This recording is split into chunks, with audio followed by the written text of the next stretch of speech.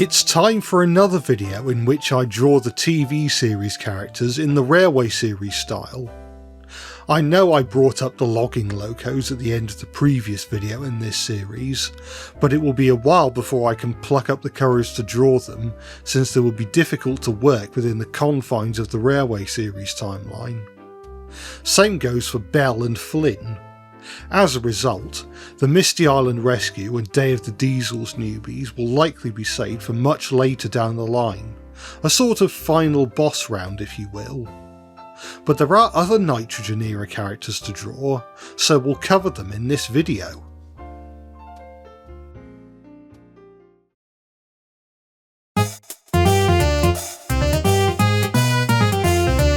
Paxton and Sidney are both members of the British Railways Class 08.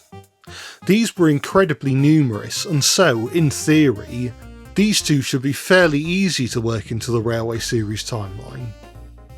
To my recollection, Sidney is mainly just a general purpose engine who doesn't have a specific job, and the same usually applies to Paxton, although the film Blue Mountain Mystery shows that Paxton regularly collects trains of slate from the Blue Mountain Quarry. In the Railway series, the Skellig Railway Quarry doesn't have a standard gauge rail connection, and, at any rate, slate is no longer quarried there anyway. What was once a quarry is now an ammunition dump owned and operated by the Ministry of Defence. The Skellig engines usually take trains consisting of vans full of ammunition to a siding near the ammunition dump. It's possible that some of these loads are transported to the Skellig Railway by standard gauge rail, and so it could be that Paxton's job is to take ammunition trains to Crovan's Gate, at which point the loads are carefully put into the narrow gauge vans, which the SR engines then take to the old quarry. You may remember that in my Thomas and the Magic Railroad video, I made a note that, whilst it wasn't intentional, the way I'd drawn Splatter closely resembled Paxton, and so it may be that Paxton was once Splatter. Perhaps he changed his name to distance himself from his past when he was working with Diesel 10. Paxton never really had any ill will towards steam engines anyway, and so it didn't seem right to vilify them and make their lives worse. He is generally very friendly, although a bit dim-witted, and although he is a bit more wary of manipulation tactics after having worked with Diesel 10, he is not as immune to them as he'd like to be. He formed a friendship with another engine called Sidney sometime after abandoning Diesel 10 and being separated from Dodge. Sidney's main job is also to take the ammunition trains. The two engines sometimes even double-head the train, but due to his short-term memory loss he often forgets his regular duty and does other jobs elsewhere, leaving Paxton to take the trains himself. Originally, the two engines were not owned by the North Western Railway, nor were they stationed on Sodor, but due to Ward Fell being the nearest ammunition dump, they would frequently visit Sodor, and so the other engines would encounter them on a semi-regular basis. Eventually, however, they were withdrawn from service and replaced with faster, more modern locomotives. The Fat Controller purchased them, primarily using them as utility engines and auxiliary shunters. By now, both engines have been painted in British Rail blue livery. When they were purchased by the NWR and repainted, Paxton chose green for his new colour scheme. Sidney, on the other hand, chose to keep his blue livery, since he doesn't remember being painted in any other colour.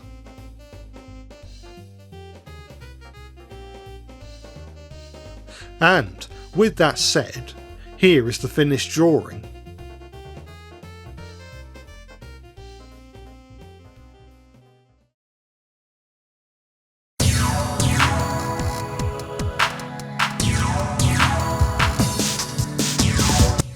Stafford is another engine with no designated job or location in the TV series. In my first TV series characters in the Railway series style video, I found a way to get Harvey working in the railway series by implementing the Sodor Waterworks into the lore, based in Peel Godred. Although Harvey is still operational, he isn't getting any younger, and the work can sometimes become too much for him. As the NWR couldn't always spare their own engines, and the Waterworks struggled to find a suitable locomotive second hand, they instead chose to save enough money to commission an engine from Crovensgate Works, who were now capable of building their own engines. The Sodor Waterworks wanted an engine similar to the North Staffordshire Railway's number 1, with the various improvements and conveniences to be expected of a modern shunting locomotive. With permission from the National Railway Museum, Crovensgate Works were able to obtain the necessary measurements and set to work building the new engine.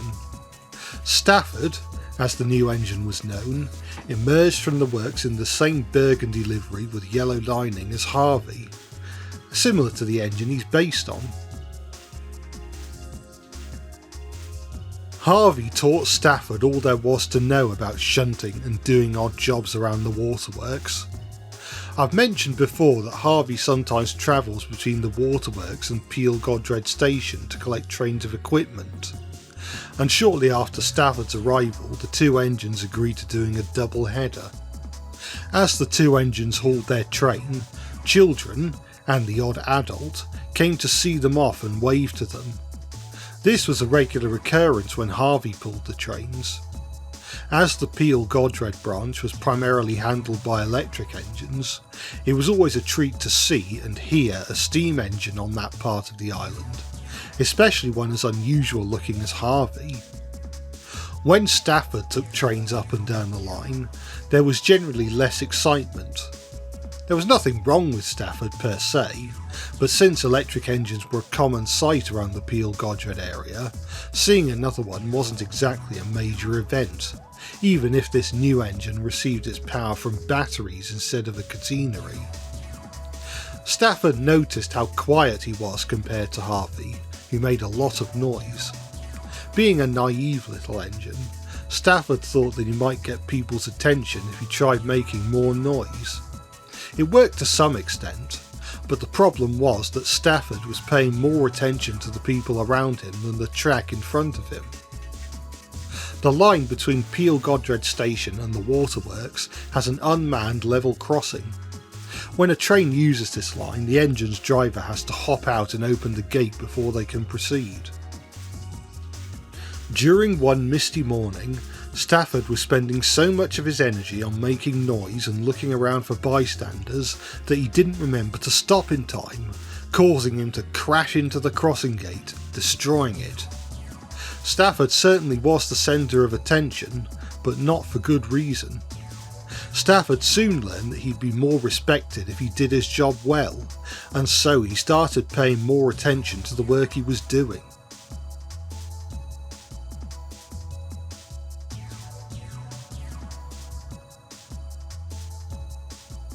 And so, here is the completed image.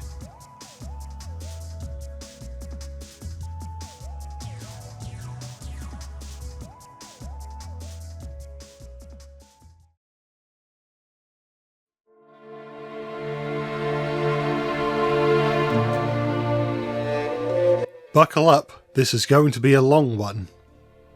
As I mentioned earlier in the video, there is an ammunition dump operated by the Ministry of Defence where the Skellig Railway's quarry used to be. This opened in 1960, and supplementary material confirms that this fenced off part of the line is operated by a battery electric locomotive. However, the first mention of this engine was made in 1972, meaning that there is a 12-year window in which the Ministry of Defence may have owned a different engine to operate the sidings. My idea is that the MOD had managed to obtain an old retired steam locomotive for a knockdown price. The engine had to be shipped to Sodor from South America, but it was deemed more affordable and practical than having a brand new locomotive built. When the new engine arrived by road at the ex-slate quarry, The MOD staff were surprised to find not a Baldwin locomotive as was advertised, but rather a Kerr Stewart Wren locomotive. The engine was nonetheless painted up in a black livery and put to work shunting vans. Due to the secretive nature of the ammunition dump, the Skellig Railway and Ministry of Defence engines do not mingle. The Skellig engines will deliver trains of vans along the quarry branch up until they reach the electric wire gates, and scurry away before the MOD engine can get a glimpse of them. This is how it always has been, or at least almost always. One day, Peter Sam brought a special load up to the ammunition dump. This wasn't his first time doing it. He had carried out this procedure many times over the course of several years, but today he was careless. He was in his own little world, and by the time he remembered to scurry away, the Ministry of Defence engine was already making his way to the gate. Peter Sam had actually seen the Ministry of Defence engine. He scuttled away as fast as he could, terrified that he'd done something horrible. Days went by. Days became weeks. The world kept spinning. Nobody brought up the incident. Nobody gave Peter Sam a severe telling off. And this made Peter Sam wonder, would it hurt to have another look at the engine? He knew it wasn't the proper thing to do, and Peter Sam was never one to break rules, but he didn't want to pry any classified information from the engine or distract him from his work. If anything, he just wanted the engine to know that if he needed a friend, Peter Sam was there for him. The next time Peter Sam had to take a load to the ammunition dump, he deliberately took his time leaving. He saw the MOD engine again and smiled at him. The MOD engine smiled back, although it was a nervous, uncertain smile and not the friendly smile he had received. The time after that, Peter Sam gave a short blast on his whistle to greet the MOD engine, but he got nothing in response. Peter Sam's growing temptation to properly meet the MOD engine began to eat away at him. He couldn't stop now, but what if he went too far and brought confidential information to light? He kept telling himself that he just wanted to make friends. The MOD engine hadn't looked happy when Peter Sam last saw him, and he knew there were no other engines up at the ammunition dump. Oh, there were people working there, but people can't always empathise with locomotives the same way a fellow engine can. One wet and windy evening, it was Peter Sam's turn to take the ammunition train. He had made a decision. He had come so far and didn't want to give up now, and so when he reached the big electric gates, he stopped and wouldn't start again. His driver and fireman argued with him, but he stayed put. Eventually, the MOD engine came to collect the vans, but as Peter Sam was still there, the gates did not open. The two engines stared at each other until Peter Sam broke the silence with a "hello." The MOD engine looked away and said nothing at first, although eventually he was able to meekly mutter a "hello" in return, perhaps in the hope that Peter Sam would leave. No such luck. "I'm Peter Sam. Who are you?" Eventually the engine opened up, firmly instructing Peter Sam not to mention any of this to anyone else. He explained that he didn't have a name anymore, but he used to be called Luke. That was back when he worked in a factory. He remembered those days fondly. He was painted green to stand out against the factory grounds, and was surrounded by other engines that got on splendidly with him.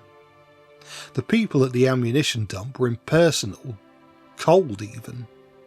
They didn't understand engines and didn't care to learn his name. They would speak to each other about him when he was right there, mentioning that he wasn't the engine they expected, and that steam engines were too conspicuous for classified work like this, and they needed to get an electric engine.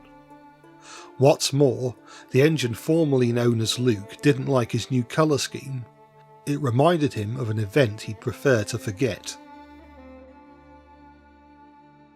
He went on to mention that when he boarded the ship bound for Sodor, he met another engine destined for the same island, painted in the same black livery that Luke currently sported. It was a wet and windy evening, not unlike the present when they arrived at Tidmouth Harbour, making the unloading process more gruelling than it would have been otherwise. Due to a communication error, the harbour workers began unfastening the other engine before they had finished unloading Luke from the ship. This resulted in Luke knocking the other engine off the ship and into the sea. "I watched another engine fall to his doom," said Luke sadly. "He'd still be alive and well now if I wasn't there. I'm to blame." Peter Sam wasn't sure how to respond. Eventually he managed an uncertain, "Don't put yourself down, it'll be okay." By now his mysterious steaming problem had sorted itself out, so he parked his vans in the siding and set off for home. He knew better than to pry any more information from Luke, but at the same time he wanted to help him. After his steaming incident, he was sent to the works for a checkup, where he met Victor. Peter Sam knew better than to mention Luke by name or bring up the fact that he'd been talking to a Ministry of Defence engine, but he wondered if Victor would know how to cheer up an engine who had gone through Luke's situation. When Peter Sam recounted the story of the engine who fell off the ship, a light flickered in Victor's smokebox. Victor explained that the engine was him. He had been safely lifted out of the water soon afterwards and set to work at Crovan's Gate. Peter Sam's eyes lit up. "Luke is innocent," he thought to himself. He wanted to yell it to everyone he knew. He was so overjoyed. Once he got the chance, he went back to the gates of the ammunition dump, excited to speak to Luke. Luke was looking particularly downcast today, but he put on a smile when he saw how excited Peter Sam looked. I told your story to Victor," Peter Sam began, "and he said—" but he got no further. "You did what?" cried Luke, feeling betrayed and angry. He whistled with rage and his safety valve blew off. The commotion alerted other employees at the quarry, who firmly told Peter Sam to park his vans and leave the vicinity immediately, or else.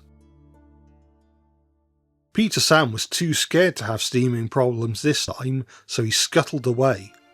As he reversed out of the siding, he heard Luke mutter, "I thought you were my friend, but you're just like everyone else." Now Peter Sam was overcome with guilt and fear. There was no getting away from it now. He'd broken rules and broken trust. Furthermore, what was going to happen to Luke? He'd already said that the people he worked with didn't seem to like him very much.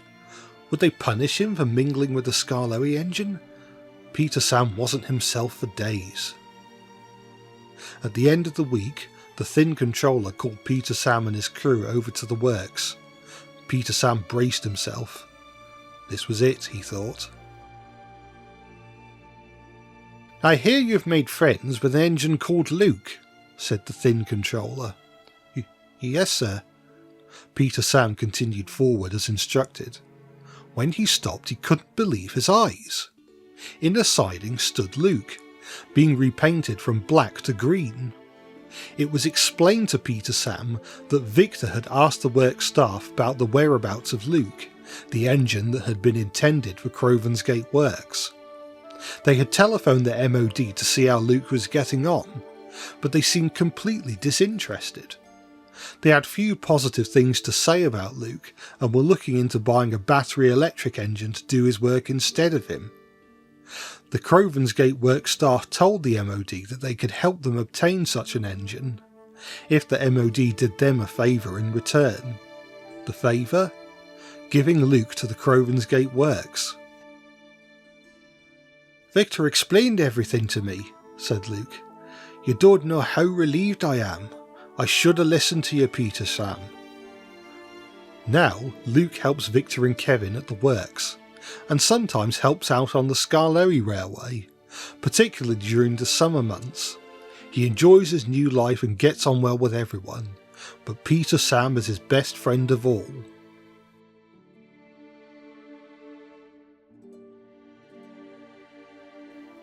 And, with that said and done, here is the completed drawing.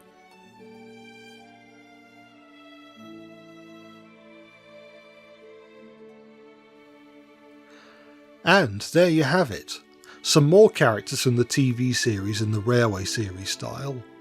It's interesting that we got to the point where I've made so many of these that the videos are actively building upon the lore established in the earlier ones, as is the case for all 3 drawings in this video. I'll link a playlist of all the videos in this series to get you up to speed if need be, and I hope you're looking forward to what I've got in store for next time. Be sure to like and leave a comment, without forgetting to subscribe of course.